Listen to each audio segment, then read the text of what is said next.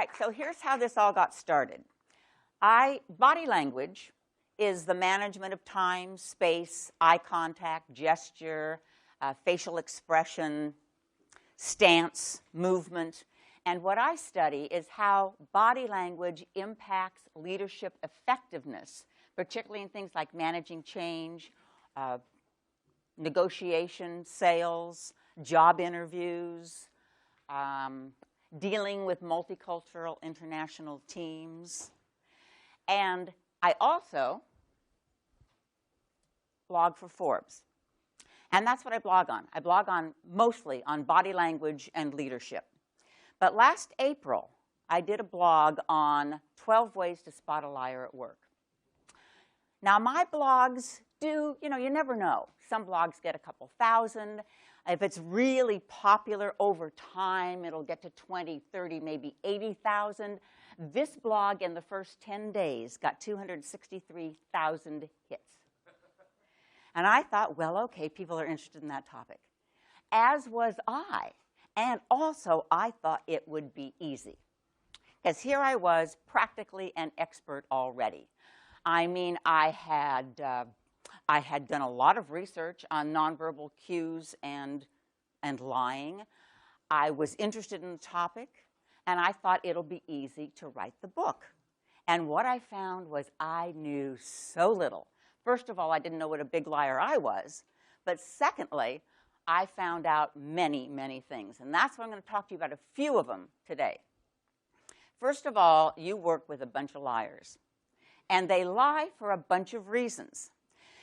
One of the things that I did was interview 547 people in the workplace to find out what kind of lies they were experiencing on a regular basis. And I found there was from all levels. Chief executive officers and senior leaders who, gave sort of a rose-colored version of the truth, which, by the way, isn't looked at as, oh, well, we understand that's what you have to do. It's looked at as those people are lying to us. From coworkers who lie about, yes, I'll work on your team, and they really don't want to work on your team, and they're really not going to really participate, but they just had to say that. To all sorts of reasons that are very either self-serving. A lot of people lie to get out of things they don't want to do. A lot of people told me they lie to get out of meetings. Oh, no, I have something else I need to do, where really I just don't want to go to your meeting. They lie on resumes. They lie and they enhance, their ability. They got a degree that they really didn't get a degree. They went to a school they really didn't go to that school. They had so many years in the workplace that they embellished, that we were really working, for their mom or something. I mean, they just embellish that. They also lie on exit interviews. They particularly lie on exit interviews when they think it's better for their career. I've had many people say, if I told the truth about why I'm leaving this company, it would be a career killer. So they lie from the time they get hired to the time they leave. People also lie, of course, to avoid punishment. They lie to get out of things, like I said, that they don't want to do. And they, lie to cover their rear end. They didn't do something, and they lie about it in order so people don't find out that they didn't do that something. They also lie to protect other people. And here was the first thing that you find out in gender differences. Well, everybody lies, and everybody lies about the same amount. Females tend to lie a little bit more to protect other people, and that's not always a great thing. Many of mine, but one I remember in particular said, something, it's really bad when I'm trying to give feedback because I try not to hurt their feelings, so I'm not giving really honest feedback.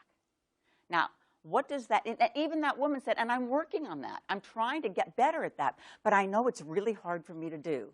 So women, more than men, in my study anyway, will lie to kind of protect someone, which again may not be a great thing to do. And a lot of liars, of course, lie because it is the social glue that holds any kind of organization or family or relationship together.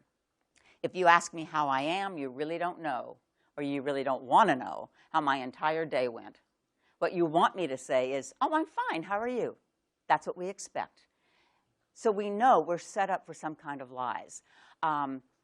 Some of the lies are wonderful. You might say, gee, Carol, that's a nice jacket. And I'll say, great, good thing they didn't notice the 5 pounds I gained over Mother's Day. You know, I mean, so it's lying by that kind of omission. Those are the kind of liars you want to think. So we're surrounded by liars. Some lies are really great for business and really great for relationships. And some lies are absolutely damaging and destructive. And one of the big tricks is to weed out one kind from the other.